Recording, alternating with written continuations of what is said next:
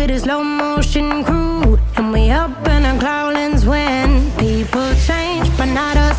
And we just chillin', kicking it, kissed by the sun. Could be soaked to the skin in the mall soon. I know she got the good vibes when seasons change, but we're the same. Even if I lost all my money, the zero runs deep, honey. And I don't need to speak a single word, 'cause you got me holding, holding. Even if my jokes aren't funny, my tongue tied up on it. And I don't need to speak a single word, 'cause you got me holding, holding.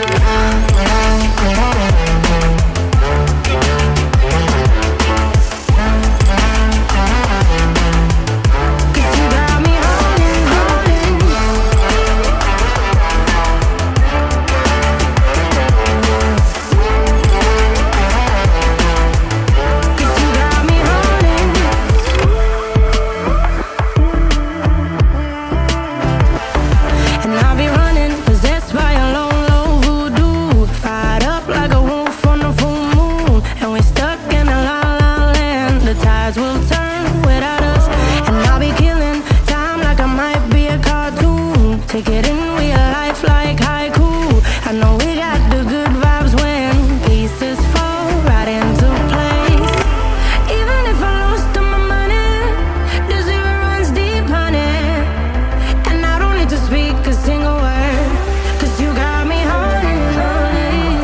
Even if my jokes aren't funny, my tongue tied up on it. And I don't need to speak a single word, 'cause you got me holding, holding.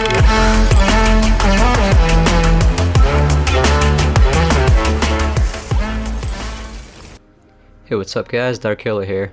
Today we're going to be doing a quick rundown on this Trickster Harbinger build.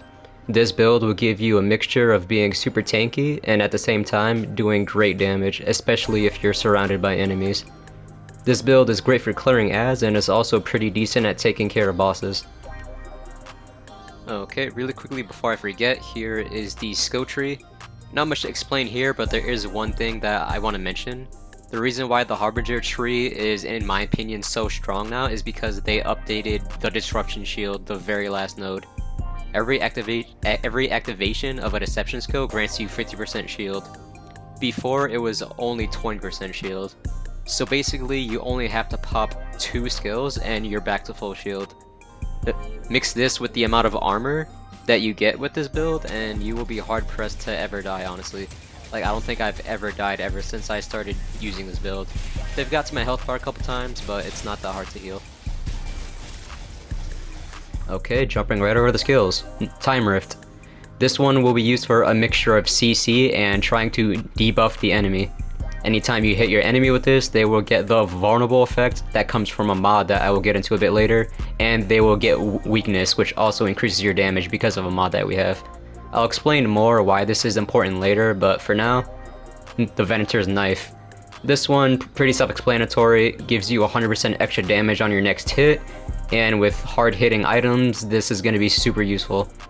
And on top of that, every time you pop it, you get 50% of your shield back. With a 6-second cooldown, you'll be using this one pretty often, and it'll be super useful. And Slow Trap, this one isn't as important, but it is still pretty useful. One, because it's a deception skill and you get your shield back anytime you use it. But on top of that, it's good for CC, for staying alive, and the enemies get weakness every time they walk into it because of a mod that we're using. Okay, now onto the loot. The first item you're gonna want, you saw this coming, the shotgun that has the Moaning Winds mod.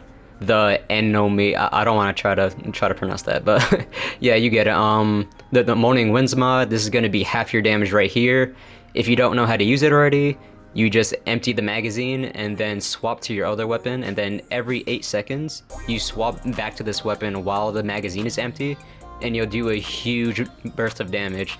Right there, it says you do about 600k, but with the mods that we're stacking, you're going to be doing a lot more than that usually. And for the second weapon, the Juggler. This one is going to be for when the Moaning Winds is on cooldown, but it does its own great damage. So basically, if you don't know how to use it, you need the Scrap Grenade mod and the Grand Opening mod. You just shoot once, reload, shoot once, reload. It's that simple. Okay, onto what makes this build super strong.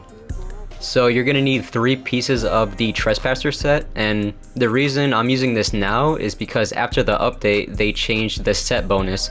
Well, they didn't change it, they just added to what already existed. So before, the Trespasser set, it allowed you to not be able to get killed inside of the slow trap or any player that's inside of it. But they added this new bonus, which increase your damage by 6% per every enemy that is affected by a deception skill.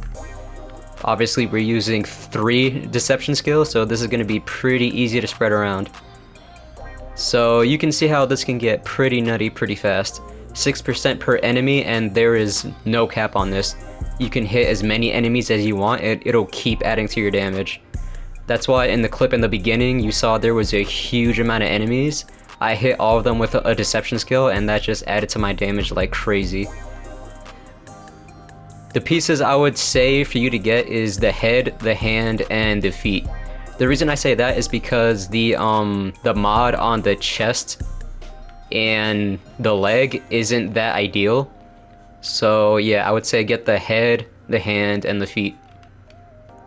Okay, now onto the mods that we're going to be using. The Trespasser head, I use Trample the Weak. Deal 10% more damage against enemies afflicted by weakness. So we have 2 skills that do that. The Time Rift, every time you hit them, they get the weakness effect. And our Slow Trap also does that because of a mod we're using on the feet. Enemies entering the spear are afflicted by weakness. So basically it's an extra 10% damage. Besides that, we use long range. The Time Rift triples the range. So Time Rift is going to be pretty important for trying to stack your damage, but if you don't have the mod that triples the range, this is going to be kind of hard to stack, especially in a large area. So yep, that's pretty self-explanatory why I use that. Onto the chest piece. Alright, the first one, it'll keep the enemies in the air 2 times longer when you're using Time Rift. The reason why this is important is because you will only get that damage when they're affected in the air by this, so you want to keep them in the air as long as possible. Besides that, the Captain Hunter mod, pretty self-explanatory, extra elite damage. Okay, onto the legs. The first mod isn't as important, you can change this, but the mod on the bottom, the Geiger's Wave, every enemy afflicted by the wave receives the vulnerable status effect. This is going to increase your damage by a lot because any enemy that has vulnerable gets 25% extra damage. Every enemy you hit with Time Rift will get vulnerable, and that's a lot of extra damage right there. Okay. Onto the hands, the Pain Transfer. The Pain Transfer is actually a great mod. So basically what this does is every enemy that's affected by Time Rift will get shared damage. So like say you're doing damage to an elite, every other enemy that's affected by Time Rift will get a portion of that damage. So pretty often what will happen is you'll group up a bunch of enemies, you'll put them all in the air, and then after doing a big hit to one enemy, a bunch of the other enemies will also die. So yep, that's the reason why this mod is pretty great. Besides that, the Damage Absorber mod, this one is just for survivability. You don't need to use this, but I use it. I feel a lot more comfortable with that. And on the feet, Time Crack. Enemies affected by the skill have both their armor and resistance decreased by 35% for 5 seconds. So this is also just adding to your damage. Anytime you hit them with Time Rift, they will lose some armor and some resistance. Just more damage. And I explained this one before, every enemy that walks into your slow zone will get the weakness, so extra damage right there. But yeah guys, that's basically it. Not much more to explain honestly. Hope you guys enjoyed, and I'll see you on the flip side. Have a good one.